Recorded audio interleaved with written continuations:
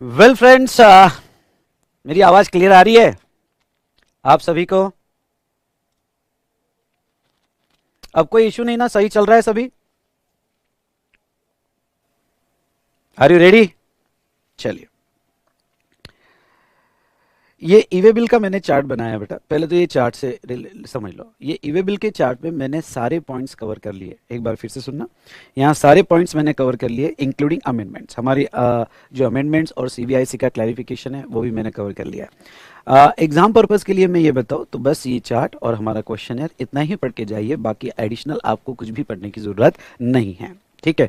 तो एडिशनल आपको ऐसा कुछ भी पढ़ने की जरूरत नहीं है, चार्ट और वो इनफ है।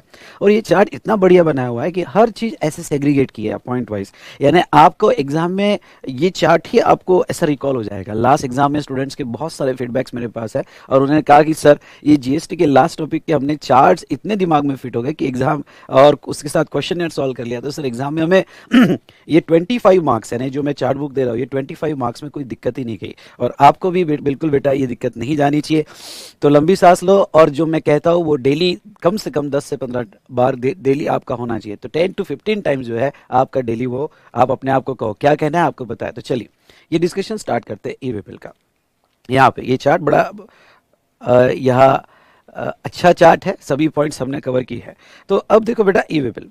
ई वे बिल में जैसे आपको पता ही है, जैसे आप इनफ मैच्योर्ड हो सी ए फाइनल लेवल पे, मैंने जैसे ई वे बिल कंसेप्ट क्यों आया, तो ई वे बिल कंसेप्ट लाने का रीज़न ये था, ओके, उसके दो तीन रीज़न थे। पहला समझ लो, जैसे सप्लायर है और रिसिपिएंट है, ओके, और गुड्स ट्रांसपोर्ट कर हो रहा है, ख्याल रहे, ओके। ये अगर गुड्स ट्रांसपोर्ट हो रहा है फ्रॉम सप्लायर टू रिसिपिएंट, तो गवर्नमेंट जो है इस गुड्स की मूवमेंट को कंट्रोल करना चाहती है, और इस गुड्स की मूवमेंट को कंट्रोल करने के उनके अपने ऑब्जेक्ट है।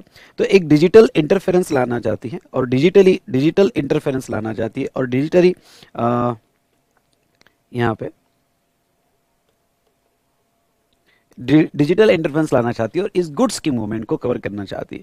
इसलिए जब हम बात ईवे की करें, ईवे बिल की करें, तो गुड्स पे ज़्यादा फोकस किया गया है, सर्विस का तो सवाल ही नहीं आता है, ओके। और मेन ऑब्जेक्ट है गुड्स की मूवमेंट को कंट्रोल करना, गुड्स की मूवमेंट को कंट्रोल करना।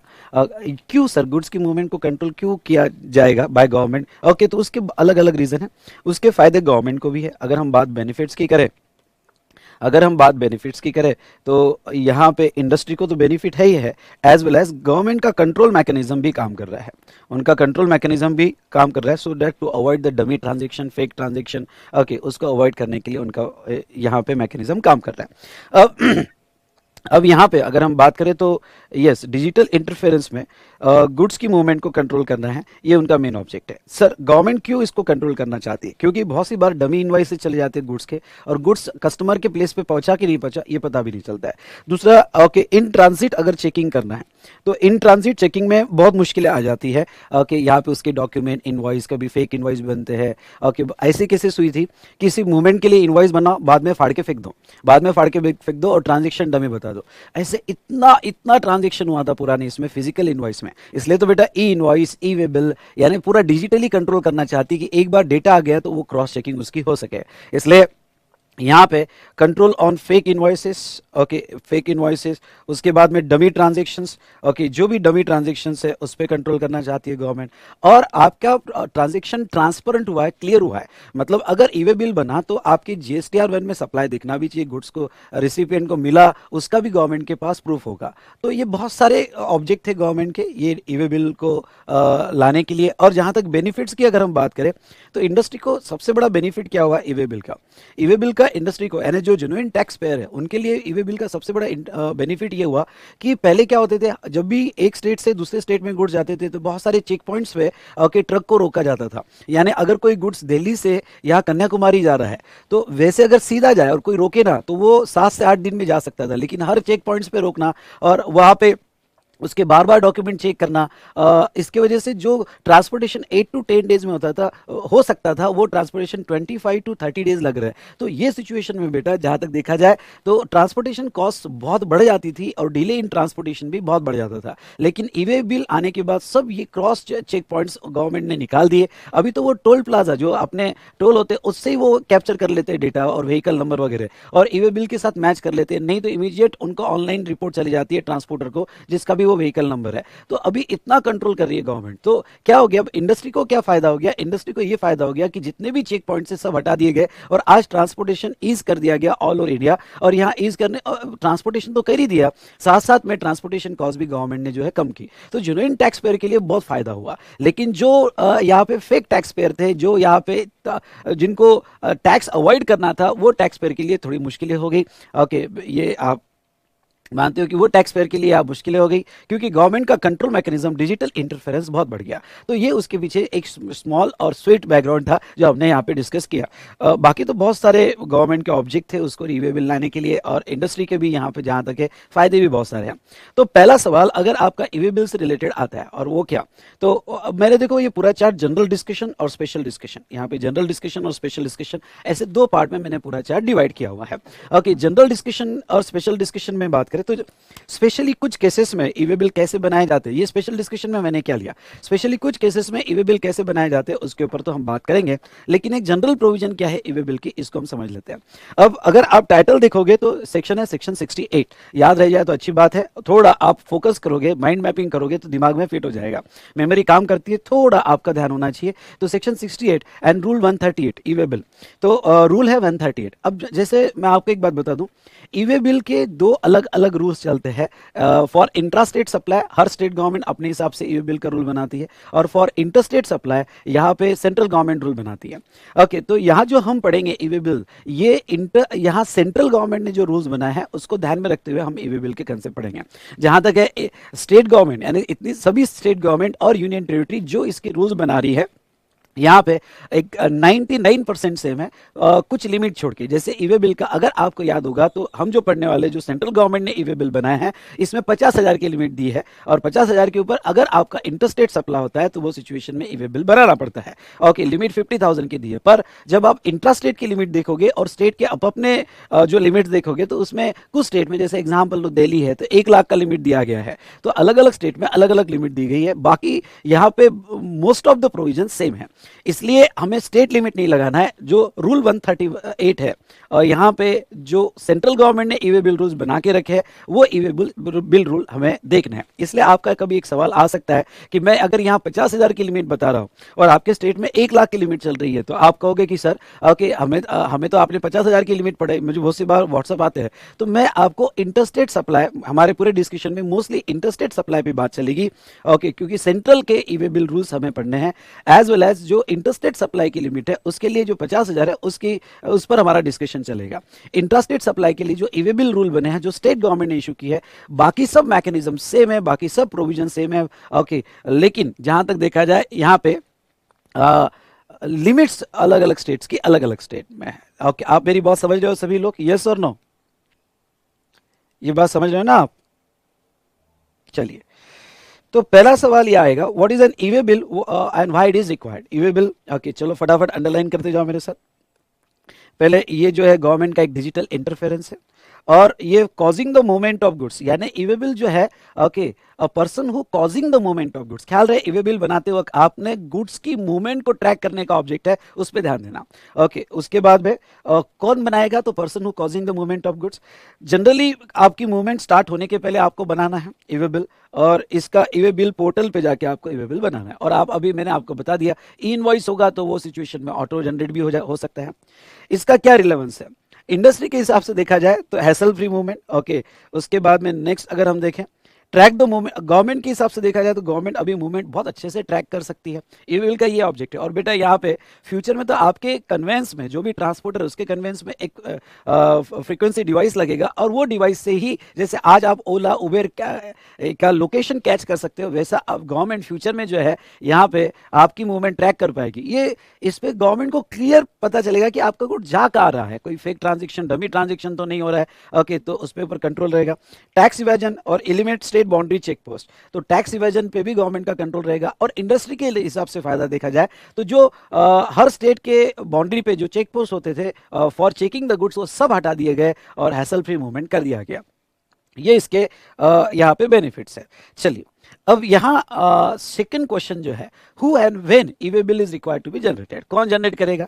तो एवरी रजिस्टर्ड पर्सन, सप्लायर और recipient who causes the movement of goods. ख्याल रहे, अगर आप प्रोविजन पढ़ते हो तो registered person RP either supplier हो सकता है या रिसिपिएंट हो सकता है who causes the movement of goods. अब बेटा इसमें आपके सवाल आ सकते हैं, सर दोनों भी अनरजिस्टर्ड है तो वो केस में उन्होंने जिम्मेदारी ट्रांसपोर्टर पे दी है, जो मैं स्पेशल केस में आगे पढ़ाऊंगा कि वो केस में ट्रांसपोर्टर उसका इवे बिल बनाता है। ओके, अगर दोनों अनरजिस्टर्ड है और इवे बिल नहीं बन पा रहा है और वैल्यू 50,000 से ज्यादा है तो वो ट्रांसपोर्टर वो सिचुएशन में इवे बिल बनाएगा। तो एवरी रजिस्टर्ड पर्सन, सप्लायर आप कहो या रिसिपिएंट करो, okay, who causes the movement of goods, ख्याल रहे ये वर्ड पे मैं आपका ध्यान लाना चाहूंगा, who causes the movement of goods, वो इवे बिल बनाएगा इन रिलेशन टू सप्लाई और रीजन अदर देन सप्लाई और due to inward supply for an unregistered person. अब मैं कुछ सवाल आपसे पूछूंगा, मुझे उसका आंसर देना। पहले तो वो कहते हैं in relation to supply. Supply ने क्या, अगर आपको सेक्शन 7(1)(a) याद होगा तो सप्लाई ने sale, transfer, barter, exchange, lease, rental, disposal, याद आया कि नहीं आया? अरे भाई बोलिए, याद आया कि नहीं आया? ओके, तो सप्लाई यानी हमने कोई भी सेल, ट्रांसफर, जो जहां गुड्स की मूवमेंट हो रही है, अगर सप्लायर रजिस्टर्ड है और वो मूवमेंट कर रहा है तो उसे जनरेट करना पड़ेगा। रिसिपिएंट रजिस्टर्ड है और वो movement who causing the movement of goods, तो उसे इवेबल रजिस्टर उसको इवेबल जनरेट करना पड़ेगा। ठीक है, तो सप्लाई के तहत अगर गुड्स जा रहा है 7(1)(a), बी और सी हो तो ये बिल बनाना पड़ेगा। दूसरा यहाँ पे रीजन अदर देन सप्लाई। अब रीजन अदर देन सप्लाई मतलब कभी कभी सप्लाई ना भी हो, ध्यान से सुनिएगा, कभी कभी सप्लाई ना भी हो तो भी e-way bill not depends on supply, e-way bill depends on the movement of goods. यानी गवर्नमेंट का क्लियर ऑब्जेक्ट है तुम्हारा सप्लाई हो या ना हो, हमें गुड्स की मूवमेंट को ट्रैक करना है। समझ लो आप जो है सेम स्टेट के ब्रांच को ट्रांसफर कर रहे हैं और आपका सिंगल रजिस्ट्रेशन है और सिंगल रजिस्ट्रेशन में आप सेम स्टेट के ब्रांच को ट्रांसफर कर रहे हैं तो रूल 55 चालान बनेगी। और करेक्ट, बिल्कुल सही कह रहे हो आप, रूल 55 चालान बनेगी। और रूल 55 चालान अगर बनेगी तो वो सिचुएशन में भी आपको ईवीबी लगेगा। यानी आपका सप्लाई हो, ये बहुत इंपॉर्टेंट है, सप्लाई हो या सप्लाई ना हो, ओके, आपको ईवी बिल बनाना पड़ेगा जब जब भी गुड्स की मूवमेंट होगी। और वैल्यू जो वो नीचे कहेंगे, जैसे 50,000 उन्होंने वैल्यू दी है, उससे ज्यादा होता है तो ईवी बिल बनाना पड़ेगा। और नेक्स्ट जो थर्ड पॉइंट का है, due to inward supply from unregistered person. अब देखो यहाँ पे ये पॉइंट बड़ा इंपॉर्टेंट है। अगर आप पहली बात तो एक वर्ड पे अंडरलाइन करो, inward supply. Invert supply from unregistered person मतलब क्या, अगर किसी ने यहां पे वो देखो, अगर सप्लायर यहां पे अनरजिस्टर्ड है और आप रजिस्टर्ड हो तो वो केस में जिम्मेदारी जो रिसिपिएंट है, जो रिसिपिएंट है वो ईवे बिल बनाएगा। तो अगर आप किसी भी अनरजिस्टर्ड पर्सन से इनवर्ट सप्लाई करते हो तो जो गुड्स लेने वाला है वो यहाँ पे ईवे बिल बनाएगा। ओके, तो ये 3 केसेस में यहाँ पे ईवे बिल बनेंगे बेटा। चलो बढ़िया, बहुत अच्छा आपने आंसर्स दिए हैं। ओके, यहाँ पे तो 3 केसेस में supply, reason other than supply और inward supply from unregistered person. E way bill कब बनाना पड़ेगा? ईवे बिल बनाना पड़ेगा जब आपकी कंसाइनमेंट वैल्यू, ध्यान सुनिएगा, कंसाइनमेंट वैल्यू एक्सीड्स ₹50,000। एक आप टेबल बनाओगे और मेरे साथ शेयर करोगे क्या टेबल यहाँ पे टेलीग्राम में, या टेलीग्राम में हमारे ग्रुप में मेरा आईडी तो है आपके पास, तो उसमें आप शेयर करोगे क्या एक टेबल, जहां जहां भी यहाँ पे वैल्यू आएगा, और मैं रिवॉर्ड जरूर दूंगा जो मुझे टेबल शेयर करेगा और मुझे जो अच्छा लगेगा। ओके, तो रिवॉर्ड क्या होगा मैं आगे बताऊंगा, लेकिन जहां पे भी वर्ड वैल्यू आता है, ओके, एग्जांपल के तौर पे वैल्यूएशन में हमने वैल्यू लिया, फिर रूल 42 43 में एग्जाम सप्लाई के केस में वैल्यू, तो हमने उसमें देखा कि उसमें जो है जैसा सेक्शन 51 की 15(1) सेक्शन 15 सबसेक्शन 1 की बात करें तो जीएसटी छोड़ के बाकी सब वैल्यू में ऐड होता है। लेकिन रूल 42 43 के केस में, ओके याद से सुनना, जो रूल 42 43 के केस में जब हम एग्जाम सप्लाई की वैल्यू लेंगे या टोटल टर्नओवर लेंगे तो उसमें एक्साइज और वैट ऐड नहीं होता है। ओके, वो एक स्पेशल केस है, ऐसा उसके लिए टेबल बना लिया। फिर आप टीडीएस हो तो कॉन्ट्रैक्ट वैल्यू, तो कॉन्ट्रैक्ट वैल्यू कैसे निकलेगी वो हमने कैसे निकालना, उसका आपने कैलकुलेट, उसका what to include what to exclude, contract value में हमने देखा उसमें जीएसटी आपको एक्सक्लूड करना पड़ेगा, पर बाकी टैक्सेस ऐड हो गए। टीसीएस होगा तो आपकी net taxable value word use किया गया है, तो वो कैसे निकालना, उसका फॉर्मूला उसके सामने है। ओके, एग्जाम्पशन में कहीं पे अगर वैल्यू का वर्ड यूज किया होगा तो वो यहाँ पे बेस लो, और यहाँ अगेन ई इनवॉइस में उन्होंने एक नया वर्ड यूज किया, कंसाइनमेंट वैल्यू। तो कंसाइनमेंट, नो डाउट यहाँ कंसाइनमेंट वैल्यू ओके कैसे निकाली जाएगी मैं आगे बताऊंगा। ये कंसाइनमेंट वैल्यू कैसे निकाली जाएगी, यहाँ पे हम what to include and what to exclude okay in consignment value, okay, तो ये यहाँ पे कंसिडर करेंगे। एक अच्छा सा टेबल बनाओ ना कि जहाँ वैल्यू यहाँ पे अलग अलग केसेस में कैसे चेंज होती है, बनाओगे क्या आप? ओके, अब ये मत बोलना सर ये भी रेडी दे दो ना हमें, प्लीज कुछ तो करो यार। यस यस यस, ओके, ये टेबल मैं वेट करूंगा आपका, आप ये अगर टेबल बनाओगे तो। ओके, अब यहाँ पे कंसाइनमेंट वैल्यू एक्सीड्स 50,000 तो आपको ईवे बिल बनाना पड़ेगा। अब इसमें मैंने दो पार्ट किए, voluntary generation of e-way bill और mandatory generation of e-way bill. चलो मैं इस पार्ट पे आता हूँ, voluntary generation of e-way bill. समझ लो मेरी कंसाइनमेंट वैल्यू जो है यहाँ पे 10,000 रुपये है, क्या मैं ईवे बिल बना सकता हूँ? वो वॉलंटरी बना सकते हो, अच्छी बात है, गवर्नमेंट को आपका डेटा मिल रहा है, ओके, तो आप बनाओ, कोई प्रॉब्लम नहीं है। तो इवन इफ कंसाइनमेंट वैल्यू 50,000 और लेस, आप ईवे बिल बना सकते हो। लेकिन मैंडेटरी प्रोविजन कब आ जाती है? जब आपकी कंसाइनमेंट वैल्यू एक्सीड्स 50,000, तो वर्ड ध्यान सुनना, एक्सीड्स 50,000, तो आपको ईवे बिल बनाना पड़ेगा। ईवे बिल कौन बनाएगा? तो every registered person causing the movement of goods, okay, जो भी रजिस्टर्ड पर्सन जो मूवमेंट क्रिएट कर रहा है वो ईवे बिल बनाएगा। और they can authorise ECO, courier agency और transporter to furnish details of part A. अब ये पार्ट ए क्या है, मैं नेक्स्ट डिस्कशन में इधर लूंगा कि पार्ट ए क्या है, बस अभी समझ लो कि रजिस्टर्ड पर्सन यहाँ पे ओके ईसीओ के थ्रू सप्लाई कर रहा होगा, तो ईसीओ को अथॉरिटी देता है कि आप ही यहाँ पे part A of e-way bill, और कंटिन्यू में रहिएगा बेटा, कैमरा वापस चालू हो जाएगा।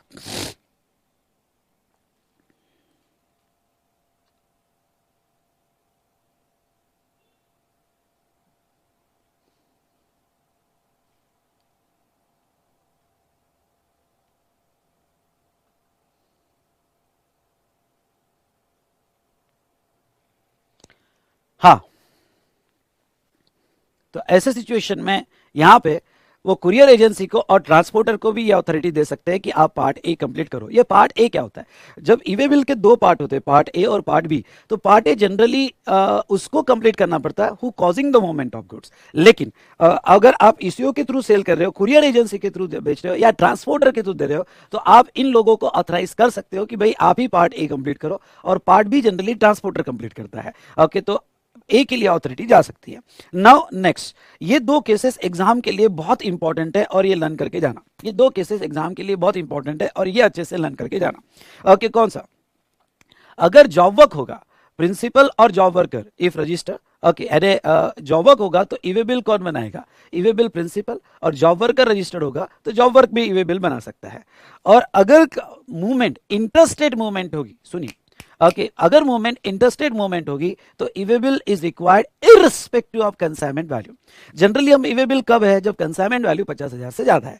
लेकिन अगर आपका सप्लाई इंटरस्टेट जॉब वर्क को जा रहा है तो वहां ईवे बिल मैंडेटरी है, वहां ईवे बिल मैंडेटरी है, क्यों ना वो कंसाइनमेंट 1 रुपए का हो। तो चलो मैं जॉब वर्क के साथ कंबाइन कर देता हूं तो समझने में और आसानी होगी। ओके, अगर आपको याद होगा तो ये जॉब वर्क वाला चार्ट हमने बनाया था, ये जॉब वर्क वाला चार्ट हमने बनाया था। अगर आपका कंसाइनमेंट ओके कोई ऐसे जॉब वर्कर के पास जा रहा हो जो अदर स्टेट में है, जो अदर स्टेट में है, यानी इंटरस्टेट मूवमेंट है, तो अब देखो यहाँ पे हमने पहले भी देखा था कि जो भी जॉब वर्कर सेम स्टेट में हो या अदर स्टेट में हो, क्या वो रजिस्टर्ड होना जीएसटी में जरूरी है? बिल्कुल भी नहीं। ओके, कोई जरूरी नहीं कि वो रजिस्टर्ड होना यहाँ पे जीएसटी में। हाँ, वहां से अगर एक्सपोर्ट हो रहा है या कस्टमर प्लेस पे डिलीवर कर रहे हो तो आइदर वो रजिस्टर्ड चाहिए या फिर हमारा प्रिंसिपल प्लेस ऑफ, हमारा एडिशनल प्लेस ऑफ बिजनेस में उसका नाम चाहिए, दोनों में से एक रिक्वायरमेंट है। लेकिन लॉ क्या कहता है? लॉ ये कहता है कि जब भी ये गुड्स इंटरस्टेट मूवमेंट हो रहा हो और अदर जॉब ऐसे जॉब वर्क को जा रहा हो जो अदर स्टेट में है, तो यहाँ ईवे बिल बनाना पड़ेगा और ईवे बिल प्रिंसिपल को बनाना पड़ेगा। और जॉब वर्कर अगर रजिस्टर्ड होगा तो वो भी बना सकता है, वो भी बना सकता है। ये पॉइंट समझा क्या? अनरजिस्टर्ड होगा तो प्रिंसिपल को तो बनाना ही पड़ेगा। ओके, ये पॉइंट समझा क्या बेटा? यस और नो, जोर से बोलिए।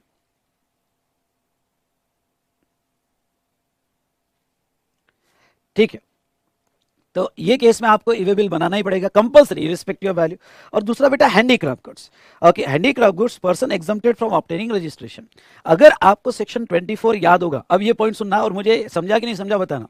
सेक्शन 24 याद होगा तो सेक्शन 24 में यहाँ पे जब इंटरस्टेट मूवमेंट होती है तो इंटरस्टेट मूवमेंट ऑफ गुड्स को कंपलसरी रजिस्ट्रेशन है। इंटरस्टेट सप्लाई मूवमेंट नहीं, इंटरस्टेट सप्लाई ऑफ गुड्स को कंपलसरी रजिस्ट्रेशन है, या सिटी भी होगा तो कंपलसरी रजिस्ट्रेशन है। लेकिन इसमें जो हैंडीक्राफ्ट गुड्स है उसको एक्सेप्शन है। मतलब क्या? अगर कोई हैंडीक्राफ्ट गुड्स होगा और वो एक स्टेट से दूसरे स्टेट में सप्लाई कर रहा होगा तो वो सिचुएशन में उसको कोई भी कंपलसरी रजिस्ट्रेशन नहीं है, वो अपना पूरा थ्रेशोल्ड ले सकता है।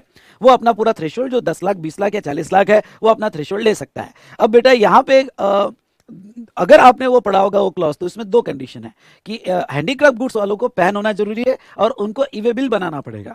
तो ये बेटा वो प्रोविजन है कि अगर आप थ्रेशोल्ड ले रहे हो, a person exempted from obtaining registration under section 24, okay, यानी वो थ्रेशोल्ड ले रहा है और थ्रेशोल्ड लेने के बाद इंटरस्टेट मूवमेंट जो उनको अलाउड है, वो इंटरस्टेट मूवमेंट कर रहा है, तो उनको ईवे बिल बनाना पड़ेगा। ओके ठीक है, आप थ्रेशोल्ड में रहो, आप जीएसटी मत दो, लेकिन आपको ईवे बिल बनाना पड़ेगा, आपके पास फैन होना जरूरी है। तो उनको भी कंपलसरी ईवे बिल है, एटलीस्ट उनका कुछ तो डेटा गवर्नमेंट के पास ट्रैक होगा। ये पॉइंट समझा क्या सभी को बेटा? Irrespective of consignment value e way bill बनाना पड़ेगा, ये पॉइंट समझा क्या? Yes, very good. चलो, तो यहां पे हमारा जो है हु एंड व्हेन,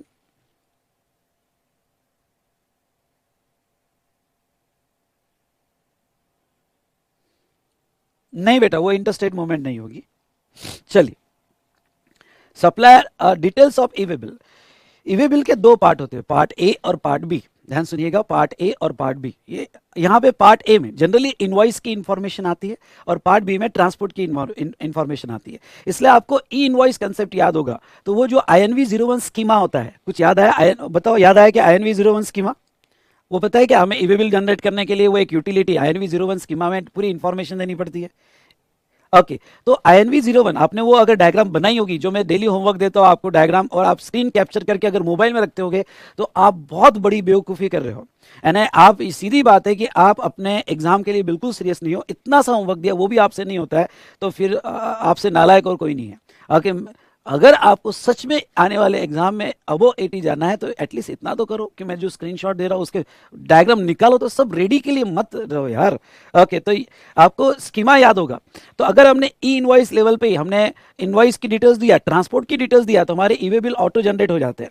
तो ऐसे सिचुएशन में पार्ट ए में जनरली वो इंफॉर्मेशन होती है जहां इनवॉइस की इंफॉर्मेशन कैप्चर होती है और पार्ट बी में ट्रांसपोर्ट की इंफॉर्मेशन कैप्चर होती है।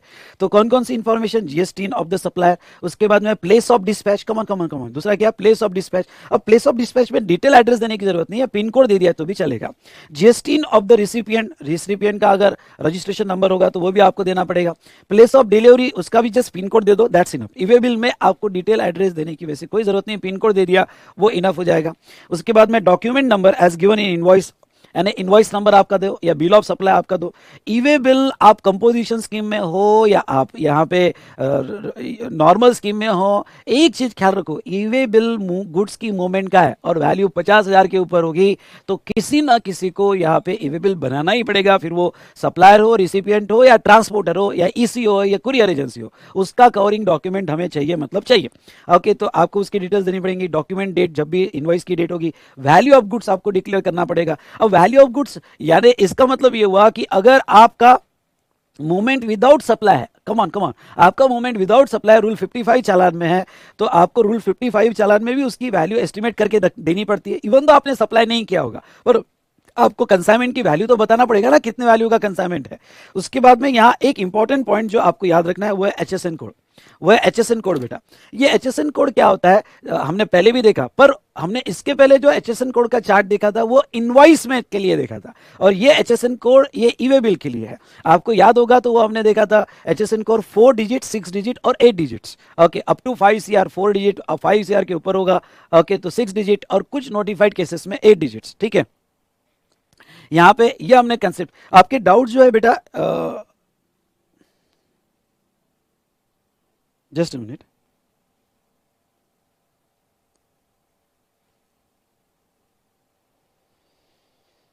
आपके जो डाउट्स है फिर से ऐड कर देना, मैं पूरा डिस्कशन होने के बाद ही आपके डाउट्स लूंगा। ठीक है, तो जहां तक देखा जाए HSN कोड, तो HSN कोड जो है ईवे बिल में आपको देने पड़ते हैं, पर यहाँ पे 2 और 4 डिजिट्स है।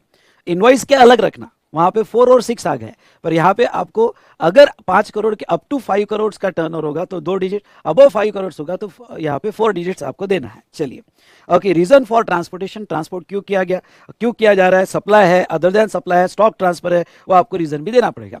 पार्ट बी में व्हीकल नंबर, ओके, अगर ट्रांसपोर्टेशन बाय रोड है, बाय रोड होगा तो ही व्हीकल नंबर देना पड़ेगा। ट्रेन होगा, वेसल होगा, एयरक्राफ्ट होगा तो आपको ईवे बिल नहीं देना पड़ेगा। जनरली आपके दिमाग में क्या होता है कि sir e way bill only by road बनाना पड़ता है कि नहीं, अगर आप वेसल से ट्रांसपोर्ट कर रहे हो तो भी ईवे बिल, आप रेल से ट्रांसपोर्ट कर रहे हो तो भी ईवे बिल, आप एयरक्राफ्ट से ट्रांसपोर्ट कर रहे हो तो भी ईवे बिल। ओके, तो ये मत सोच के चलना कि सिर्फ ट्रक के लिए ईवे बिल होता है। जब भी गुड्स की मूवमेंट होती है तो वो केस में आपको ईवे बिल बनाना पड़ेगा। और रोड से जा रहा है तो व्हीकल नंबर देना पड़ेगा। अगर वेसल से जा रहा है, एयरक्राफ्ट से जा रहा है या रेल से जा रहा है तो वो केस में आपको कोई नंबर देने की जरूरत नहीं है। और दूसरा ट्रांसपोर्ट डॉक्यूमेंट डिटेल्स, ओके, जैसा good receipt note, railway receipt note, या जो भी ट्रांसपोर्टर ने आपको ट्रांसपोर्ट कॉपी दी होगी, जैसा एयरक्राफ्ट के केस में एयरवे बिल दिया होगा तो उसकी सारी डिटेल्स आपको यहाँ पे देनी पड़ेगी। तो ये था बेटा जहां तक देखा जाए ईवे बिल। अब थोड़ा मैं डिस्कशन यहाँ पे होगा, पार्ट ए से रिलेटेड कुछ बातें आपको याद रखनी है और पार्ट बी से रिलेटेड कुछ बातें आपको याद रखनी है। जैसे ओके, ये जो है ये बड़ा इंपॉर्टेंट कंसेप्ट है, इसके ऊपर सवाल आ सकता है। और ये इंपॉर्टेंट कंसेप्ट क्या है? अगर not allowed to be furnish if return is not file for 2 consecutive tax period और 2 मंथ्स और क्वार्टर। ध्यान सुनिएगा, आपका ईवे बिल फ्रीज कर दिया जाएगा। ये तो मैंने बहुत समरी में लिया है यहाँ पे कि इतना भी याद रखो तो दैट्स इनफ।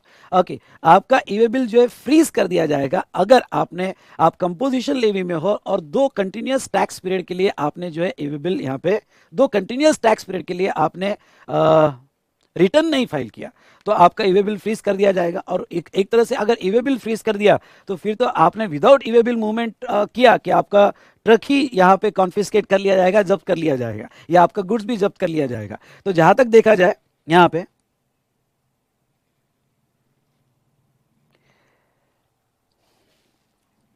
ठीक है, एक जस्ट मिनट बेटा।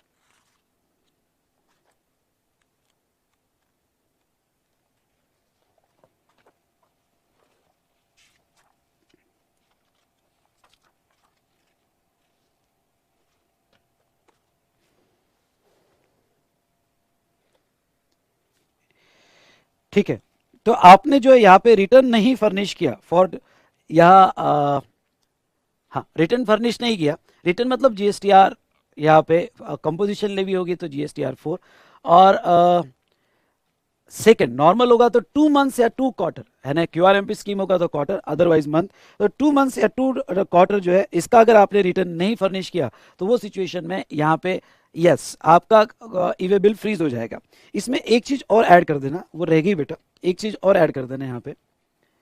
ओके, जो अभी उन्होंने ऐड किया है,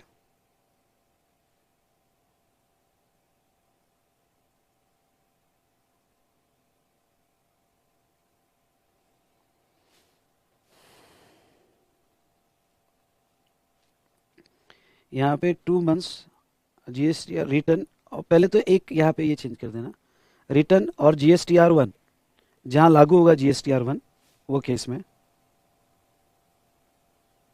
और एक यहाँ पे एक ऐड करो, person whose registration has been suspended, person whose registration has been suspended, ये ऐड करना, whose registration has been suspended,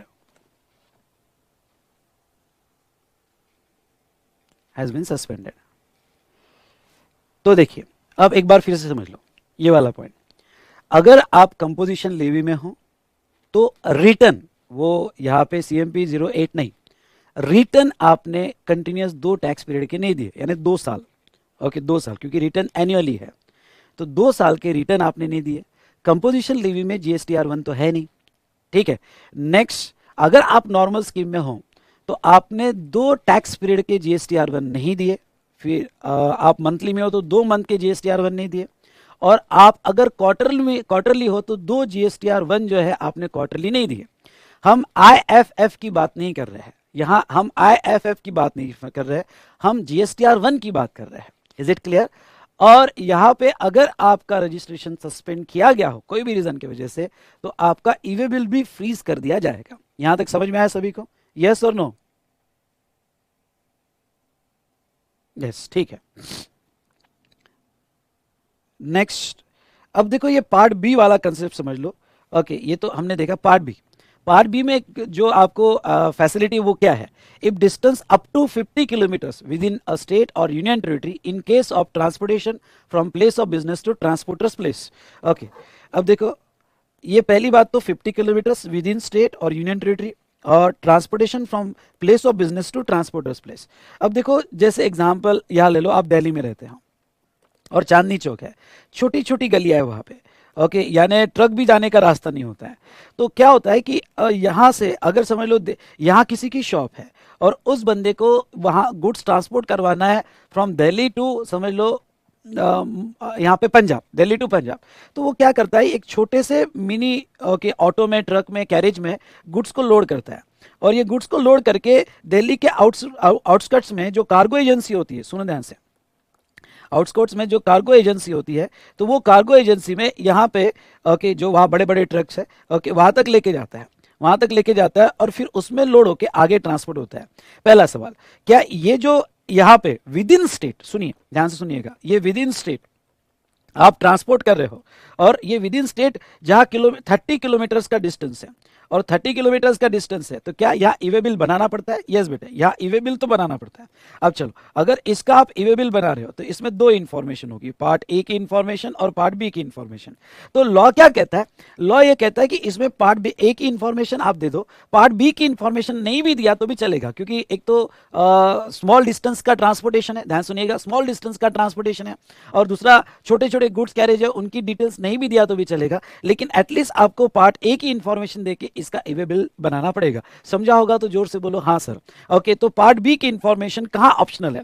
तो पार्ट बी की इंफॉर्मेशन ऑप्शनल है जब आप सेम स्टेट में अप टू 50 किलोमीटर गुड्स लेके जा रहे हो, और कहां से लेके जा रहे हो? From place of business to transporter's place, from place of business to transporter's place, तो वहां आपको बेनिफिट दे दिया जाएगा। चलो, ये हमने देखा regarding to details of e-way bill. उसके बाद में नेक्स्ट हम देखेंगे डिटर्मिनेशन ऑफ वैल्यू। सुनो, वैल्यू जो क्यों, क्योंकि लॉ कहता है कि आपकी कंसाइनमेंट वैल्यू जो है वो 50,000 या उससे कम होगी तो ऑप्शनल है, नहीं तो मैंडेटरी है। तो वैल्यू कैसे निकालना?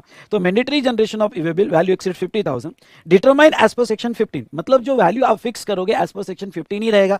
15 में जो सेक्शन प्रिंसिपल्स 15(1), 15(2) और 15(3), यानी 15(2) के जो एक्सपेंसेस है वो भी आपको ऐड करने पड़ेंगे, थर्ड पार्टी हो, एंसिलरी हो, इंटरेस्ट हो, ओके, या कोई सब्सिडी वगैरह, तो वो डिडक्ट करके, तो वो सभी खर्चे ऐड करके, डिस्काउंट को डिडक्ट करके वैल्यू निकालनी पड़ेगी, जो आप इनवॉइस में, बिल ऑफ सप्लाई में, डिलीवरी चालान में डिक्लेयर करोगे, issued in respect of state consignment. लेकिन इसका स्पेसिफिक फीचर क्या है? इसका स्पेसिफिक फीचर है कि जनरली हम जीएसटी जो है वैल्यू में ऐड नहीं करते, हम एक्साइज ऐड करते हैं, वैट ऐड करते हैं, सीएसटी ऐड करते हैं, लेकिन जीएसटी हम ऐड नहीं करते। लेकिन यहाँ ईवे बिल बनाते वक्त ये पॉइंट ध्यान रखना है, इसलिए एक टेबल बनाओ, बड़ा काम आएगा आपको।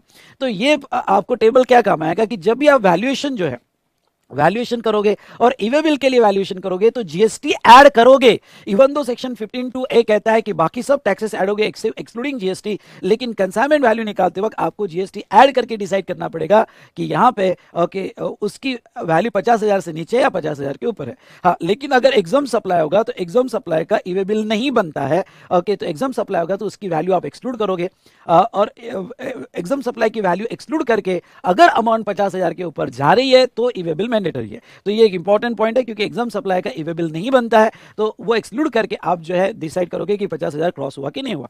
बेटा ये समझ में आएगा वैल्यूएशन का? ये दो मेन पॉइंट आपको याद रखना है। ये समझा क्या? Very good. चलिए, when e way bill is required to be generated, अब आपको ईवे बिल जो है कैसे जनरेट होगा? तो देखो, रोड होगा, रेलवे होगा, एयर और वेसल होगा, ये तीन मोड ऑफ ट्रांसपोर्ट उन्होंने लिए हैं आपको ईवे बिल जनरेट करने के लिए। अब यहाँ कुछ इंपॉर्टेंट पॉइंट समझ लो, जब आप रोड से ट्रांसपोर्ट करते हो तो रोड से ट्रांसपोर्ट करते हो e way bill to be generated before movement of goods, ये यहाँ पे बॉक्स करो या इसको हाईलाइट करो। जब भी बाय रोड ट्रांसपोर्ट करोगे तो यहाँ पे ईवे बिल जो है आपका मूवमेंट के पहले कंप्लीट हो जाना चाहिए। अब सर उनका कहना क्या है, मूवमेंट के पहले कंप्लीट हो जाना चाहिए मतलब क्या? मतलब part A and part B, okay, part A और पार्ट बी कंप्लीटेड, ओके, दोनों पार्ट आपके कंप्लीट हो जाने चाहिए, तो ही आप यहाँ पे गुड्स की मूवमेंट कर सकते हो। तो अब यहाँ ये तो बात क्लियर हो गई कि दो कंप्लीट ईवे बिल बन जाना चाहिए। अब मैं आपको एक बात बता देता हूं, वो क्या कि वैसे तो पार्ट ए और part B, a person who causing the movement of goods, उसे बनाना पड़ेगा, लेकिन पार्ट बी की इंफॉर्मेशन यहाँ आप ट्रांसपोर्टर को ऑथराइज कर सकते हो, क्योंकि वो जनरली ट्रांसपोर्ट डिटेल्स होती है, तो आपका ट्रांसपोर्टर भी पार्ट बी की इंफॉर्मेशन कंप्लीट कर सकता है। लेकिन यहाँ पे ट्रांसपोर्टेशन दो टाइप के होते हैं, अब उसको ही मैं आगे कंटिन्यू कर रहा हूँ। यहाँ ट्रांसपोर्टेशन दो टाइप के होते हैं, एक सेल्फ ट्रांसपोर्टेशन, एक थर्ड पार्टी ट्रांसपोर्टेशन। सर इसमें क्या डिफरेंस है सेल्फ ट्रांसपोर्टेशन और थर्ड पार्टी ट्रांसपोर्टेशन में? सेल्फ ट्रांसपोर्टेशन का मतलब बेटा कि आपका खुद का ही ट्रक है, खुद का ही व्हीकल है, ओके, या फिर आपने किसी का व्हीकल हायर किया हुआ है, रेंट पे लिया हुआ है, आप उसकी ट्रांसपोर्टेशन सर्विस नहीं ले रहे हो, आपने ट्रक हायर किया 1 महीने के लिए, रेंट दे रहे हो, पर आप किसी कोई ट्रांसपोर्टर का सर्विस नहीं ले रहे हो, तो हायर किया हुआ है। या कोई पब्लिक कन्वेंस होते हैं, पब्लिक कन्वेंस मतलब बसेस है, बसेस में भी गुड्स ट्रांसपोर्ट किए जाते हैं, वो बस के ऊपर देखे होगे आपने रखे होते हैं बॉक्सेस वगैरह, तो कोई पब्लिक कन्वेंस है। तो अगर आपका ओन व्हीकल होगा या हायर्ड व्हीकल होगा या पब्लिक कन्वेंस होगा, तो इसमें पार्ट ए और बी की information registered person who causing the movement of goods उसको ही कंप्लीट करनी पड़ेगी। और क्योंकि आपका खुद का व्हीकल है तो ऑब्वियस है पार्ट ए और पार्ट बी आपको कंप्लीट करना पड़ेगा, या हायर्ड होगा या पब्लिक कन्वेंस होगा तो उसको ही कंप्लीट करना पड़ेगा।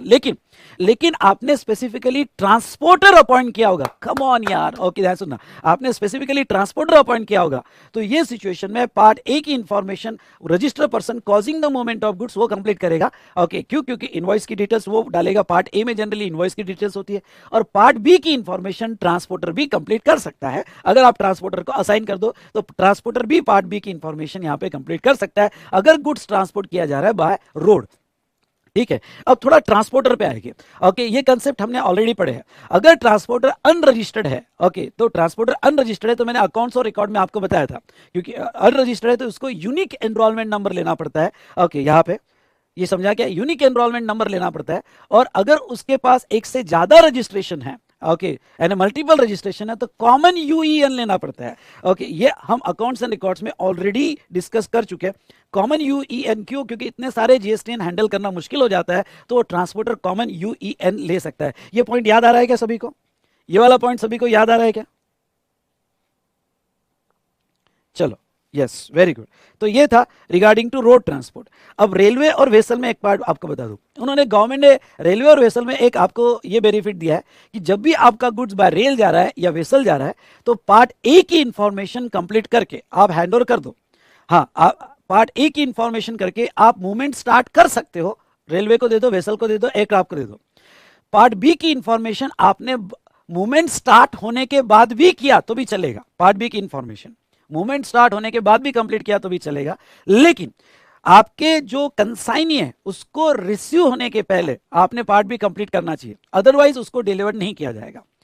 डिफरेंस क्या है?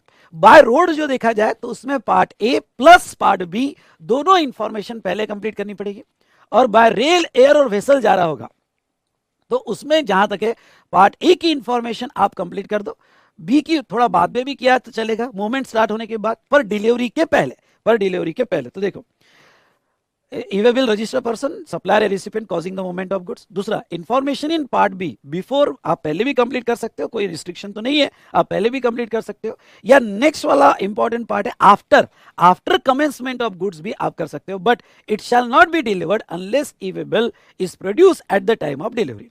यानी आप बी, पार्ट बी की इंफॉर्मेशन बाद में भी करो, पर वो कंप्लीट करनी पड़ेगी, उसके बिना गुड्स को डिलीवर्ड नहीं किया जाएगा। ये समझा क्या? यस और नो बोलिए, मुझे आपका इन्वॉल्वमेंट चाहिए ये चार्ट में बेटा। ओके, ये समझा क्या? Very good. ओके, बताओ, थेरी से ये चार्ट इजी लग रहा है ना आपको? ईवे बिल जब थेरी में पढ़ते हो, थेरी से ज्यादा ये चार्ट इजी लग रहा है ना आपको?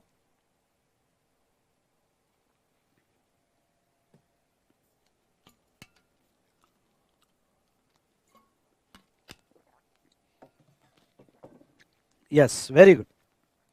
अब आता हो यहां पे स्पेशल केस में बाद में लूंगा, पहले ये तो हो गया। अब नीचे के पार्ट को कंप्लीट करते हैं, ये सबसे इंपॉर्टेंट पार्ट है और इस बार इसमें अमेंडमेंट्स भी हैं। वैलिडिटी ऑफ ईवे बिल में आ जाओ, वैलिडिटी ऑफ ईवे बिल में आ जाओ।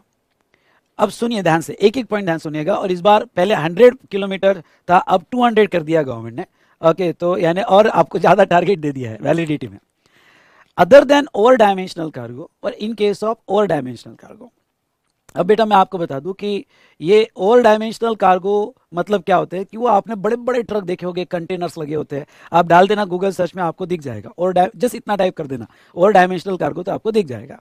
अगर आपका cargo other than over dimensional cargo होगा, other than over dimensional cargo होगा, तो आपकी ईवे बिल की वैलिडिटी अप टू 200 किलोमीटर्स, पहले 100 ही था, अब टारगेट ज़्यादा दे दिया है, तो आपका 200 किलोमीटर्स का होगा तो एक ही दिन की ईवे बिल की वैलिडिटी मिलेगी। ठीक है। और आपका किलोमीटर्स कैसे निकाला जाता है, तो आपका प्लेस ऑफ डेस्टिनेशन, आप डेस्टिनेशन का पिन देते हो, डिस्पैच का पिन देते हो, उससे वो कैलकुलेट हो जाता है। तो अब ऐसी सिचुएशन में पहले 100 था, अभी 200 कर दिया गया है। एक इंपॉर्टेंट अमेंडमेंट उन्होंने यहाँ पे कर दी है। ठीक है, इंपॉर्टेंट अमेंडमेंट कर दिया। तो अप टू 200 किलोमीटर्स एक दिन का वैलिडिटी है, और फॉर एवरी एडिशनल 200 किलोमीटर्स और पार्ट देर ऑफ एक दिन का और मिलेगा। मतलब अब मुझे ये बताओ कि अगर आपका यहाँ पे 750 किलोमीटर्स होगा, ओके, डिस्टेंस मूवमेंट का 750 किलोमीटर्स होगा, तो वैलिडिटी कितनी है बेटा? 750 किलोमीटर्स होगा तो वैलिडिटी कितनी है? बिल्कुल सही, 4 डेज। मतलब 200 के लिए 1 और पार्ट भी होगा तो उसको पूरा दिन आपको वैलिडिटी मिल जाएगी। ठीक है, चलिए उसके बाद में यहाँ पे और डायमेंशनल कार्गो में कोई अमेंडमेंट नहीं है। पहले भी 20 किलोमीटर्स थी, अभी भी 20 किलोमीटर्स है। मतलब आपकी ईवे बिल की वैलिडिटी ओवर डायमेंशनल कार्गो होगा तो उनको टारगेट कम है, तो आप एक दिन में 20 किलोमीटर कंप्लीट किए तो भी चलेगा। तो अप टू 20 किलोमीटर्स 1 डे, और 20 किलोमीटर्स और पार्ट डे ऑफ, तो एडिशनल 1 डे आपको मिल जाएगा, एडिशनल 1 डे आपको मिल जाएगा। तो ये जो है यहाँ पे ईवे बिल की वैलिडिटी है। फिर एक बेसिक सवाल आपका ये आता है कि सर अब मैं कंप्लीट नहीं कर पा रहा हूँ 200 किलोमीटर एक दिन के अंदर, मेरा तो ईवे बिल यहाँ पे जो है इनवैलिड हो जाएगा। इनवैलिड अगर ईवे बिल हो गया और बाद में आपका ट्रक रोका गया तो आपका ट्रक तो जब्त हो सकता है, कॉन्फिस्केट हो सकता है, डिटेन हो सकता है, सीज हो सकता है। तो ऐसे सिचुएशन में सर कोई रीजन की वजह से 200 किलोमीटर बहुत तेज बारिश थी, या फिर लॉकडाउन हो गया, या फिर एक्सीडेंट हो गया, कोई भी रीजन की वजह से आप वो 200 किलोमीटर का टारगेट कंप्लीट नहीं कर पा रहे हो, या जो भी आपका टारगेट है with in that number of days आप कंप्लीट नहीं कर पा रहे हो, तो सर फिर हम क्या करें? तो वो सिचुएशन में आपने अप्लाई करना चाहिए, बहुत इजी कर दिया उन्होंने, अप्लाई करना चाहिए ईवे बिल एक्सटेंड करने के लिए, और with in 8 hours from the time of expiry. मतलब क्या कि आप पहले भी अप्लाई कर सकते हो, चलो पहले नहीं अप्लाई किया तो जब आपका ईवे बिल एक्सपायर हो जाएगा, मतलब एक दिन कंप्लीट हो जाएगा, या आप 750 किलोमीटर्स हो गए तो 750 किलोमीटर्स 4 दिन में होने चाहिए, और 4 दिन कंप्लीट हो जाएंगे तो उसके 8 घंटे में, सुनिए, उसके 8 घंटे में आप एक्सटेंशन के लिए अप्लाई कर सकते हो। और अभी एक्सटेंशन इजी वे में मिल जाता है आपको, पर आपको यहाँ पे ओके मैंने कहा ना बेटा, गूगल सर्च में डालना पे तुझे पिक मिल जाएगा ना ओवर डायमेंशनल कार्गो के। गूगल सर्च में जा, ओवर डायमेंशनल कार्गो लिख और उसके इमेजेस देख, दिख जाएगा तुझे। वो बड़े बड़े ट्रक, बड़े बड़े कंटेनर, बड़े बड़े सिलेंडर्स होते हैं, वो ओवर डायमेंशनल कार्गो होते हैं। ठीक है, तो ये जहां तक है ईवे बिल में भी एक्सटेंडेड अप टू 8 आवर्स में आप एक्सटेंड कर सकते हो। अब मैं एक कंसेप्ट स्पेशली आपके साथ डिस्कस करना चाहूंगा, multi modal shipment where one leg in ship the above both options are available. मतलब क्या मल्टी मॉडल शिपमेंट? पहले इस वर्ड को समझ लो, मल्टी मॉडल शिपमेंट। ये मल्टी मॉडल शिपमेंट क्या होती है? समझ लो यहां पे नागपुर है, नागपुर है, यहां से ट्रेन में गुड्स मुंबई आया, ट्रेन से आया मुंबई, फिर यहां पे रेलवे प्लेटफॉर्म से बाय ट्रक गुड्स पोर्ट पे गया। मतलब पहला ट्रेन, बाद में ट्रक, फिर यहां से ये गुड्स वेसल में गया, फिर यहां से ये जो है, समझ लो एग्जाम्पल ले रहा हूं मैं, विशाखापट्टनम यही होगा ऐसा नहीं है, एग्जाम्पल ले रहा हूं कि कोई दूसरे पोर्ट, इंडिया में कोई दूसरे पोर्ट पे, विशाखापट्टनम वगैरह पोर्ट से आया, और फिर यहां से वापस ट्रेन में, और जो कंसाइनी है उसके प्लेस पे चले गया। ओके, फिर ट्रेन, ट्रक वगैरह जो भी है, तो इसमें ओके यहाँ पे ट्रांसपोर्ट के अलग अलग मॉडल यूज किए गए, ट्रेन, ट्रक, वेसल, ट्रेन वगैरह अलग अलग मॉडल यूज किए गए। तो अगर ये मल्टी मॉडल शिपमेंट होगी, क्योंकि ट्रांसपोर्ट के लिए अलग अलग मॉडल यूज किए गए, तो वो सिचुएशन में अगर उसका एक लेग जो है शिप होगा, कंडीशन देखो, पहले तो मल्टी मॉडल होना चाहिए जिसमें एक लेग शिप होना चाहिए। अगर ये शिप नहीं होगा तो फिर आपका जो 200 किलोमीटर और 20 किलोमीटर वाला criteria, over dimensional, other than over dimensional cargo, वही रहेगा। लेकिन अगर एक लेग शिप होगा तो ये सिचुएशन में जो भी पर्सन ये ट्रांसपोर्ट कर रहा है, उसके पास दोनों भी ऑप्शन है।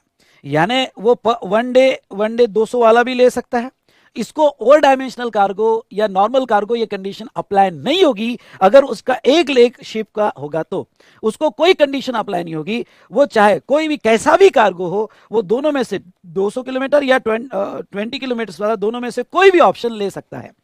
सिंपल छोटा सा कार्गो होगा तो भी वो यहाँ पे 20 किलोमीटर वाला भी ऑप्शन ले सकता है। ओके, तो आपको ये पॉइंट समझ में आया क्या बेटा? मैं रुकूंगा ये पॉइंट के लिए, आपके कोई डाउट्स हो गए तो मैं जरूर सॉल्व करूंगा। ये पॉइंट समझ में आया क्या आपको?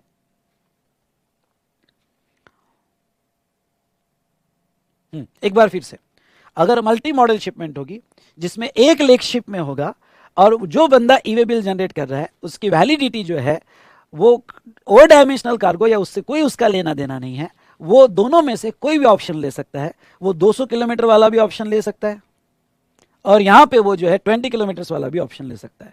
बेटा बाकी क्या कर रहे हैं यहाँ पे, क्यों नहीं मुझे रिप्लाई कर रहे हैं? ओके यहाँ, यस, हाँ वेरी गुड, ये हुई ना बात। अब देखो यहां पे नेक्स्ट वो क्या कहते हैं, वैलिडिटी पीरियड। अब वैलिडिटी पीरियड कैसे काउंट होता है, ये वाला पॉइंट बड़ा इंपॉर्टेंट है और ये इसके लिए मैंने नीचे एग्जांपल भी लिया है। यहां पे validity period shall be counted from the time at which e-way bill has been generated after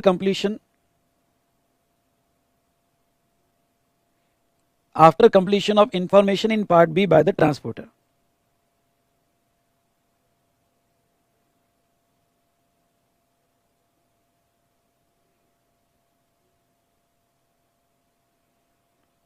okay, each day be counted as 24 hours. हाँ चलो, अब मैं थोड़ा आपको ये वाला पार्ट समझा देता हूं। ठीक है, ये वाला पार्ट यहां से देखो। ठीक है, 10 अप्रैल को, हाँ 10 अप्रैल को यहां आपको कुछ ऐड भी करना है। यहां पे 10 अप्रैल को अगर आपने ईवे बिल बनाया सुबह 10 AM को, तो अगले नेक्स्ट डे का, हाँ पहला दिन आपका कैसे काउंट होगा? ध्यान सुना, आपका पहला दिन कैसे काउंट होगा? पहला दिन यहां पे नेक्स्ट डे का मिडनाइट, यानी ये वन डे, पहला दिन कैसे काउंट होगा? नेक्स्ट डे का मिडनाइट, यानी यहां पे 11th और 12th अप्रैल का मिडनाइट। यहां लिख दो 11-12 अप्रैल का मिडनाइट, यानी पहले दिन के लिए आपको ज्यादा टाइम भी मिल सकता है, ज्यादा टाइम भी मिल सकता है। यहां थोड़ा ये यहां पे क्लैरिफिकेशन आ गया है। मैंने लास्ट सेशन में कुछ अलग कहा था क्योंकि तब क्लैरिफिकेशन नहीं था, अब आ गया है हम यहां पे ICAI से अभी नए मॉड्यूल में। आपका दिन कैसे काउंट होगा, ध्यान सुनिएगा।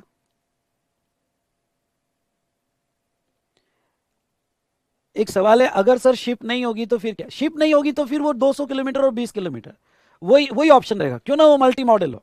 लेकिन आपको एक दिन अदर देन और डायमेंशनल कार्गो होगा तो वो सिचुएशन में यहाँ पे 200 किलोमीटर और डायमेंशनल कार्गो होगा तो 20, वो नॉर्मल वाला ऑप्शन। एक लेग शिप में होगा तो आप फ्री है फिर। ये समझ में आया क्या? तो ऐसे अब देखो, आपका पहला दिन, ये पहला दिन बहुत इंपॉर्टेंट है। पहला दिन, दूसरे दिन की जो मिडनाइट होगी, हिंदी में लिख देना, ये दूसरे दिन की यानी 11th और 12th अप्रैल की जो मिडनाइट 12 AM तक आपका पहला दिन वैलिड रहेगा और उसके बाद में 24 आवर्स का काउंट चलेगा। 12 AM टू 12 AM ऐसा 24 आवर्स का काउंट चलेगा। ये समझा क्या आपको बेटा? ये स्पेशली समझा क्या आपको कैसे निकालना? Done, very good. तो ये इस तरह से काउंट किया जाएगा। दूसरा वो कहते हैं कि after completion of information in part B by transporter. अब देखो इसका एक केस लेना चाहूंगा। अरे सिंपल है यार, अगर 10 तारीख को सुबह 10 बजे आपने ईवे बिल बनाया तो सुबह 10 बजे से, यानी एक दिन आप ऐसा मत लेना ये 10 बजे से दूसरा 10 बजे नहीं, पहला दिन आपको 11 तारीख, 10 तारीख कंप्लीट हो गई, फिर 11 तारीख आई, फिर 11 तारीख पूरा दिन चला और रात को 12 बजे फिर 12 तारीख चालू होने वाली है। तो आपका पहला दिन काउंट कितना रहेगा? तो 10 तारीख का पूरा दिन, 11 तारीख का पूरा दिन, ओके ऐसे 12 AM तक आपका चलेगा। अब समझा क्या? अब समझा क्या? यानी पहला दिन का स्पैन आपका बहुत बड़ा रहेगा, इसलिए आप सुबह बनाते हो तो बड़ा, ओके शाम को 8 बजे बनाते हो तो उसके हिसाब से आपका रहेगा। चलो अब बहुत अच्छे से समझा। तो ऐसा 10 का पूरा दिन, फिर 11 का पूरा दिन, और रात को 12 बजेंगे। ओके, 12 बजेगा, घंटा बजेगा, और आपका पूरा दिन लिया जाएगा। चलो ठीक है। तो पहला दिन का स्पैन कितने आवर्स का हो जाएगा, काउंट करो बोला। पहला दिन का स्पैन कितने आवर्स का हो जाएगा? सुबह 10 से रात को 12, यानी कितने घंटे हो गए? 14 घंटे, प्लस दूसरे दिन के पूरे 24, यानी 34 आवर्स का पहला स्पैन हो जाएगा मेरे साथ। सही है, 34 आवर्स का ही होगा ना? 38 आवर्स का कैसे हो जाएगा? अरे सुबह 12 से 12 प्लस 2 घंटा, 34 आवर्स का होगा ना? नहीं, 38 आवर्स का।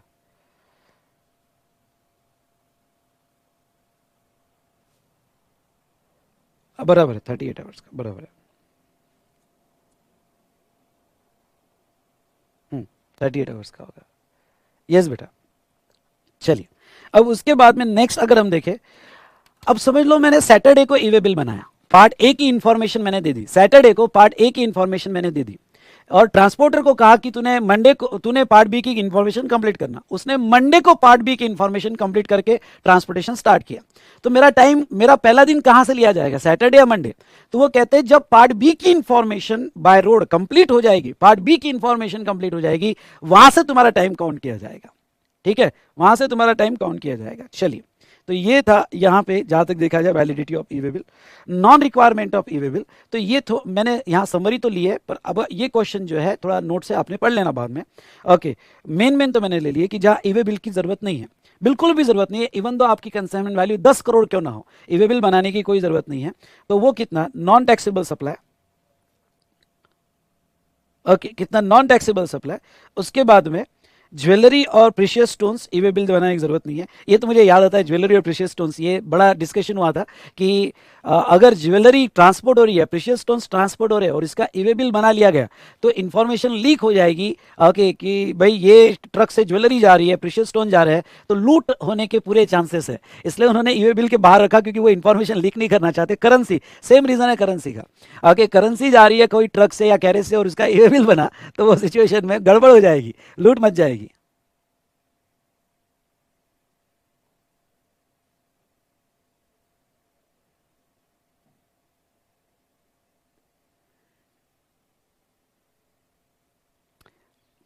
बेटा क्यों कंफ्यूज हो रहे हो? सर अगर 10 अप्रैल को 7 PM को स्टार्ट होगा, तो भी वो आपका पहला दिन अगले दिन के मिडनाइट ही लिया जाएगा ना बेटा, अगले दिन के मिडनाइट ही लिया जाएगा। मतलब 10 अप्रैल को 7 बजे, मतलब आपको 7 बजे यानी 5 घंटे ये, और अगले दिन के 24 घंटे, यानी 24 + 5 29 आवर्स आपका पहला दिन रहेगा। 29 आवर्स आपका पहला दिन रहेगा। उसमें आप एक फंडा लेके चलो, आप ये दिन कभी भी ईवे बिल जनरेट करो अगले दिन की मिडनाइट। ठीक है, तो अब यहाँ पे करेंसी, उसके बाद में पोस्टल या बैगेज, उसका नीचे पर्सनल इफेक्ट हो गए तो नहीं। Empty cargo container transported by non motorise vehicle, empty cargo container तो नहीं। अगर आपका नॉन मोटराइज व्हीकल से यानी बुलक कार्ट वगैरह से ट्रांसपोर्ट किया जा रहा है तो ईवे बिल नहीं, ये बहुत इंपॉर्टेंट है। ईवे बिल बाय रोड सिर्फ जो है मोटराइज व्हीकल है उसको ही लगेगा। Movement of goods by ministry of defence नहीं लगता ईवे बिल। शेड्यूल 3 का सप्लाई होगा तो ईवे बिल की जरूरत नहीं है। Okay, supply under custom supervision होगा तो वेयर हाउस है वगैरह, तो ईवे बिल की जरूरत नहीं है। और there are more cases non requirement of e-way bill. Okay, जो आप रेफर नोट से करो, पर मैंने मेन तो आपको बता दिया है।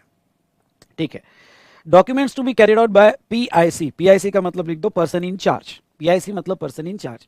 मतलब जब भी ट्रांसपोर्टर गुड्स ट्रांसपोर्ट करेगा तो उसको अपने साथ कुछ डॉक्यूमेंट्स रखना जरूरी है।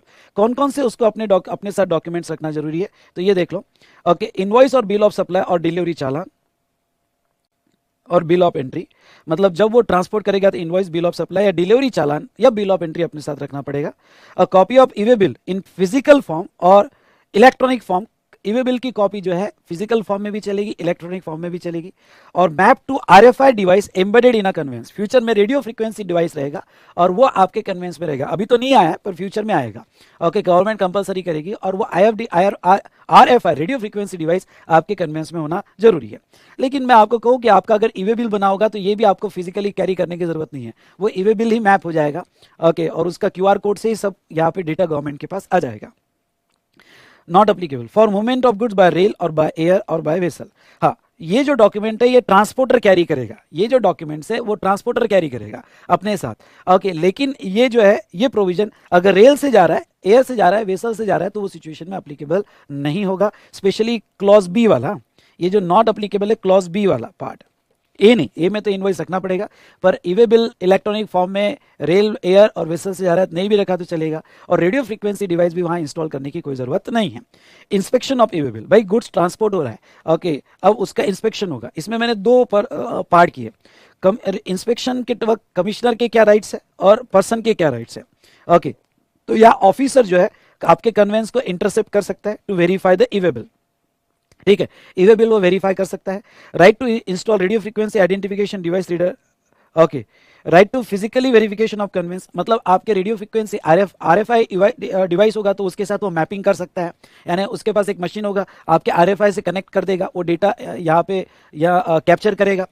कन्वेंस का वेरिफिकेशन, यानी आपके कन्वेंस में क्या क्या रखा गया उसका पूरा वेरिफिकेशन रिपोर्ट वो बना सकता है इन बिटवीन आपको रोक के, और वो अपनी रिपोर्ट जो है कॉमन पोर्टल पे सबमिट करेगा। तो देखो कनेक्टेड है थोड़ा, ओके, तो इधर आ जाना। वो अपनी रिपोर्ट जो है कॉमन पोर्टल पे सबमिट करेगा, ओके। पहली तो to be recorded online in the form of EWB03। Part A में वो पहले 24 घंटे के अंदर अंदर समरी रिपोर्ट दे देगा, कि समरी देगा पार्ट ए में कि भाई मैंने ये कन्वेंस को रोका, ये गुड्स दिखे, ये अपनी मेरी रिपोर्ट है, और उसकी फाइनल रिपोर्ट जो है वो अपने 3 दिन में और एक्सटेंडेबल फॉर द 3 डेज में सबमिट करेगा। ये रिपोर्ट बहुत इंपॉर्टेंट है। अगर कन्वेंस एक बार रोका गया और ये 24 घंटे के अंदर रिपोर्ट आ गई, तो इसके बाद कन्वेंस को नहीं रोका जाता है इन अ सेम स्टेट, या आगे के कोई भी स्टेट में नहीं रोका जाता है, जब तक कोई डाउट ना हो कि बाद में कोई फ्रॉड किया हो, तब तक रोका नहीं जाएगा। ये बहुत बड़ा फायदा है। एक बार आपका रिपोर्ट बन गया, समरी रिपोर्ट रोका गया कहीं पे और उसने 24 घंटे के अंदर डाल दिया, तो फिर इसके आगे आपको कोई भी स्टेट में नहीं रोका जाएगा, जब तक कोई स्ट्रांग रीजन ना हो कि कोई फ्रॉडुलेंट एक्टिविटी इन्वॉल्व हो, ठीक है। तो ये था right of person. If vehicle is detain more than 30 minutes और ट्रांसपोर्टर में upload the information in EWB04 on common portal, मतलब एक तरह की ये कंप्लेंट है, किसी का भी व्हीकल अननेसेसरी 30 मिनट से ज्यादा रोका गया या इंस्पेक्शन के लिए रोका गया, तो वो अपनी, अब देखो क्या यहाँ पे इंपॉर्टेंट बात है, अगर 30 मिनट से ज्यादा अगर कन्वेंस को रोका गया, ये बहुत लोगों को पता नहीं है, ट्रांसपोर्टर को पता नहीं है, तो वो भी कॉमन पोर्टल पे जाके EWB04 में डाल सकता है कि मेरा 30 मिनट से ज्यादा कन्वेंस रोका गया। जैसे ही इसने EWB04 में इंफॉर्मेशन दी, तो फिर जो भी ऑफिसर ने ये ट्रक रोका उसके ऊपर जिम्मेदारी आ जाती है कि वो पार्ट ए और पार्ट बी की समरी रिपोर्ट देगा, अकाउंटेबिलिटी है वो। इसलिए यहां पे डरना मत, जब भी आपका कन्वेंस रोका गया तो आप इमीडिएट 30 मिनट से ज्यादा रोका गया EWB04 फाइल कर दो। जैसे आपने फाइल कर दिया उसके ऊपर अकाउंटेबिलिटी आ जाती है कि वो ये पूरी इंफॉर्मेशन अब सबमिट करना उसके लिए जरूरी हो जाता है, okay. Next, not compliance of e-way bill, okay. तो ये केस में सेक्शन 122 के कॉन्सिक्वेंसेस और 129 के कॉन्सिक्वेंसेस आ जाते हैं। Taxable person transporting the goods, okay, transporting the goods liable to penalty 10,000 और tax evaded whichever is है। तो जो भी टैक्सेबल पर्सन जो ट्रांसपोर्ट कर रहा है causing the movement of goods, तो उसके ऊपर जो है यहाँ पे पेनल्टी आ जाएगी 10,000 या tax evaded whichever is higher. और goods also liable to confiscation, conveyance also liable to confiscation. तो ये सीवियर कॉन्सिक्वेंसेस उसके ऊपर आ सकते हैं। नेक्स्ट बेटा, एक्सेप्टेंस और रिजेक्शन और cancellation of e-way bill, important, ये भी इंपॉर्टेंट है।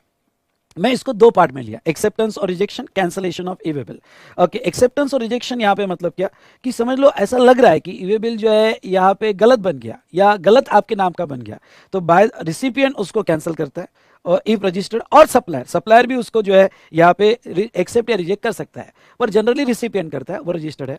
With in 72 hours before delivery of goods which ever is earlier और एल्स डीम एक्सेप्टेंस मान लिया जाएगा, ओके। अब मैं आपको ये पॉइंट समझा देता हूँ, ओके।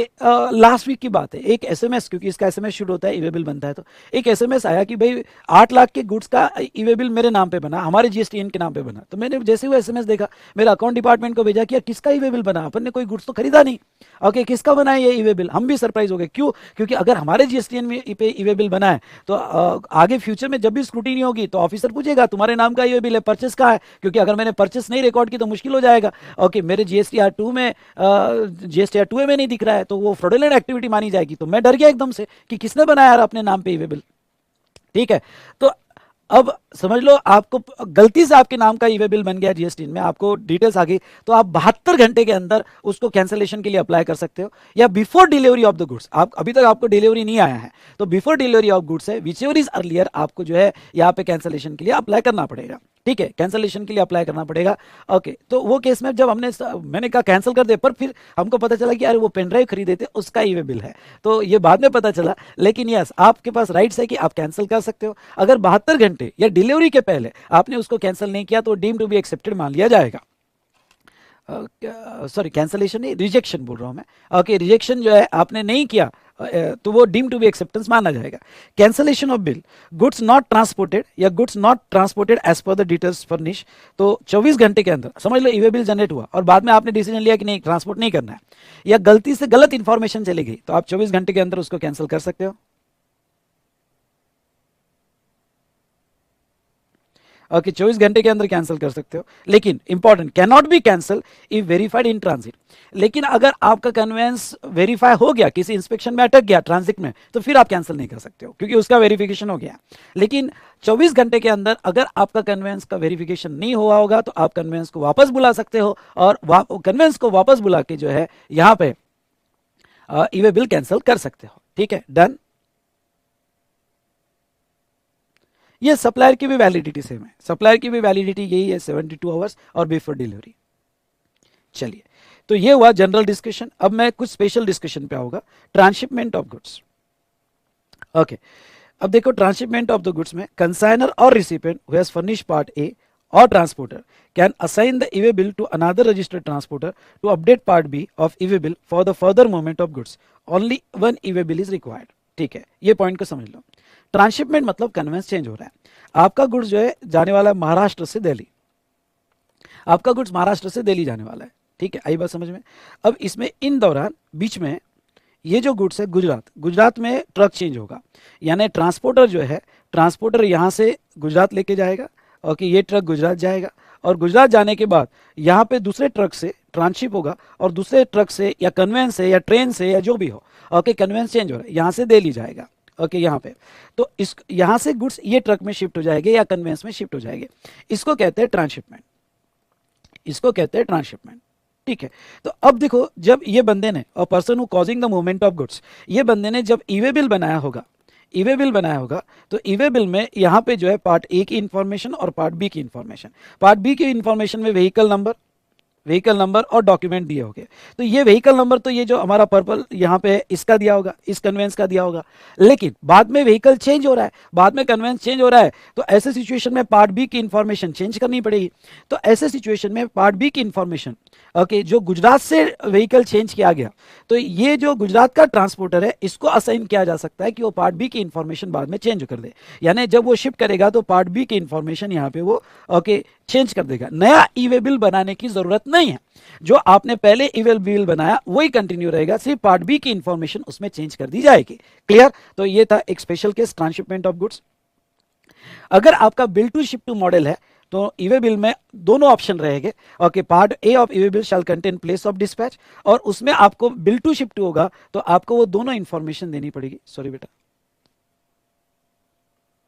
ठीक है, बिल टू शिप टू होगा तो आपको बिल टू और शिप टू की इंफॉर्मेशन देनी पड़ेगी, और वो केस में भी एक ही ईवे बिल रहेगा, आपको दो अलग अलग ईवे बिल बनाने की जरूरत नहीं है। एक ही ईवे बिल में आपको ये इंफॉर्मेशन देनी पड़ेगी, बिल टू किसको है और शिप टू किसको है। डन। उसके बाद में invoice reference number, IRN e-way bill में मैंने आपको बहुत अच्छे से समझाया। अगर IRN जनरेट करते हो तो yes, e-way bill auto populate हो जाएगा पार्ट ए, यानी इनवॉइस अगर आप अपलोड कर देते हो और ई जनरेट करते हो तो ईवे बिल पोर्टल आपका इंफॉर्मेशन कैप्चर कर लेगा। ठीक है, मल्टीपल कंसाइनमेंट, अब ये वाला पॉइंट ध्यान से सुनना।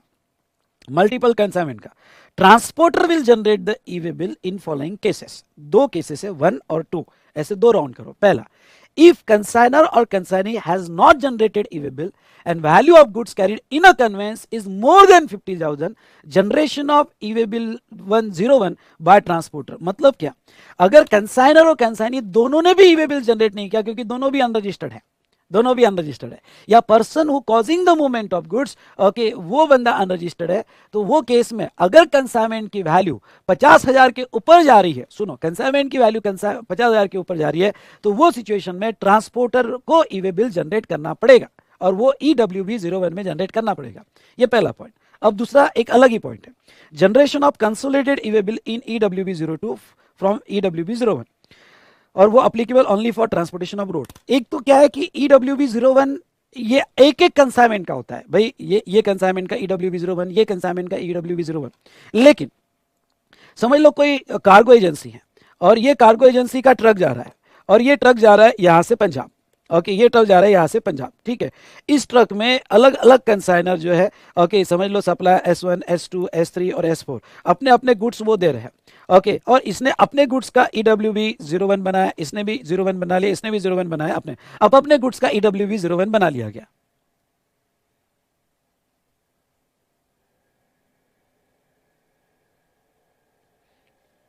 ओके, तो आप अपना EWB01 बना लिया, फिर उसके बाद में बाय रोड ट्रांसपोर्ट किया जा रहा है। तो इस ट्रक में कितने टोटल कंसाइनमेंट है, इस ट्रक में कितने टोटल कंसाइनमेंट है, तो वो केस में यहाँ पे EWB एक कंसोलिडेटेड बनेगा EWB02।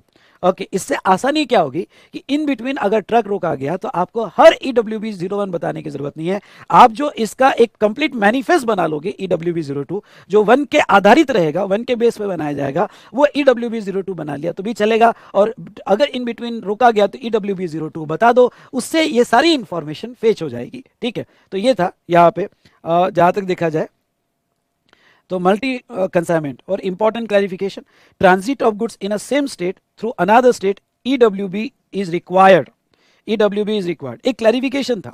और क्लैरिफिकेशन ये था कि मेरा सप्लाई सेम स्टेट में हो रहा है पर मूवमेंट अदर स्टेट से। जैसे मैं महाराष्ट्र में सप्लाई कर रहा हूं पर गोवा बॉर्डर यूज कर रहा हूं, कर्नाटक बॉर्डर यूज कर रहा हूं, गुजरात बॉर्डर यूज कर रहा हूं।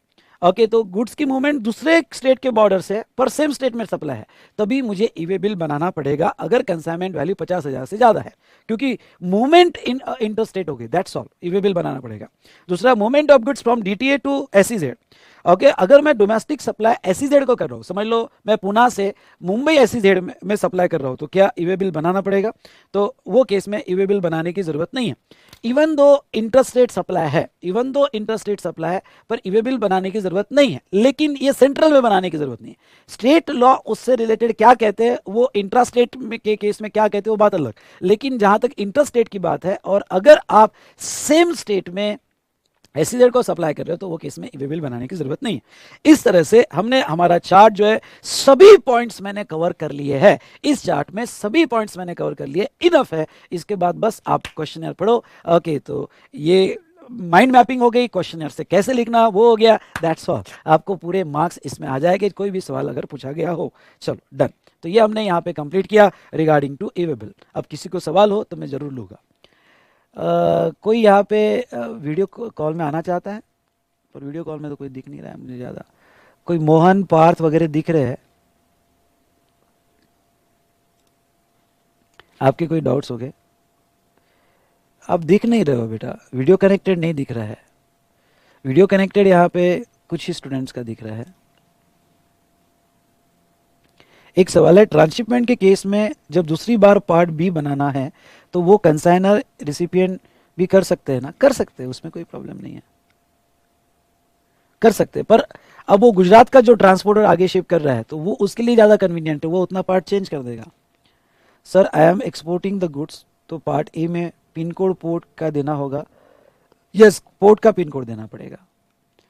सर दिल्ली तो दिल्ली टू दिल्ली जा रहा है एंड हरियाणा में होकर जा रहा है, 70,000 का सामान है, तो क्या, क्योंकि ईवे बिल बनेगा ना? यस बनेगा, क्योंकि इंटरस्टेट मूवमेंट है। Haryana border, UP border use कर ली, दिल्ली टू दिल्ली में भी यूपी बॉर्डर यूज कर ली, तो ईवे बिल बनाना पड़ेगा 50,000 के क्राइटेरिया पे। अगर वो इंट्रा होता तो दिल्ली में 1 लाख की लिमिट है, लेकिन ये दूसरे स्टेट से जा रहा है तो वो सेंट्रल के ईवे बिल भी रूल में आ गया, और 50,000 के क्राइटेरिया पे ईवे बिल बनाना पड़ेगा। एक क्वेश्चन है सर, एक जनरल क्वेश्चन है just for knowledge, sir e way bill में कहीं पे भी गुड्स की डिस्क्रिप्शन नहीं देनी है होती है, तो इलीगल गुड्स भी ट्रांसपोर्ट होगा ना? नहीं ना बेटा, उसके साथ इनवॉइस भी कनेक्टेड होता है ना, चालान, रूल 55 चालान या इनवॉइस की डिटेल्स भी होती है ना, तो वो इजीली ट्रेस हो जाता है। नहीं ना बेटा, इंटरस्टेट में तुम गलत कर रहे हो। यहाँ पे इंटरस्टेट में 50,000 की वैल्यू है ना। ये पूरे रूल हम इंटरस्टेट के लिए पढ़ रहे हैं, ये इंटरस्टेट की रूल है। इंटरस्टेट होगा तो 50,000 की वैल्यू है ई वे बिल के लिए। कंफ्यूज हो रहे हो आप? हाँ, वो मैंने रजिस्ट्रेशन के लिए बताया था कि अगर आपने 1 रुपए का भी इंटरस्टेट सप्लाई गुड्स का किया हो तो रजिस्ट्रेशन लेने पड़ते हैं। रजिस्ट्रेशन के लिए बताया था मैंने। ये जो मैं पढ़ा रहा हूँ ये इंट्रा पढ़ा ही नहीं रहा हूँ, ये इंटरस्टेट मूवमेंट ही पढ़ा रहा हूँ 50,000 की वैल्यू का।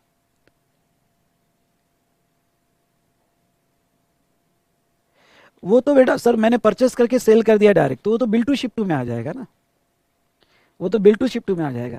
ऐसा मत करो यार, पूरी रामायण होगी और आप बोल रहे हो राम की सीता कौन। ओके, ये जो भी पढ़ा है मैंने सब ये सेंट्रल ई वे बिल रूल है इंटरस्टेट के। इंट्रा की तो मैंने बोल दिया ना अलग अलग लिमिट है। चलो, तो यहाँ ई वे बिल हमारा ये डिस्कशन कंप्लीट होता है, यहाँ अब हम कंप्लीट करते हैं, ठीक है।